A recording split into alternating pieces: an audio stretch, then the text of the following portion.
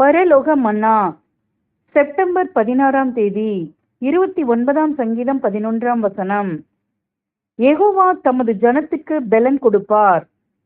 யெகோவா தமது ஜனத்திற்கு சமாதானம் அருளி அவர்களை ஆசீர்வதிப்பார். வசனத்திற்குரிய விளக்கம்.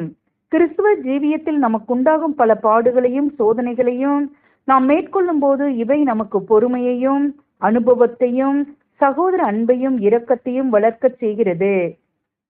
அதாவது இது தேவனுடைய ஜனங்களுக்கு அருளப்படும் தேவ பலன். நாம் தாங்கக்கூடாத சோதனைகள் நம்மை நெருங்கும் போது தேவனிடம் நமது பாரத்தை வைத்து ஜெபிக்க கடமைப்பட்டுள்ளோம். தேவன் தம்மை நம்மை தீமை நின்று விடுவித்து நன்மையானதை தரும்படி அவருடைய உதவியை ஜெபத்திலே நாட வேண்டும்.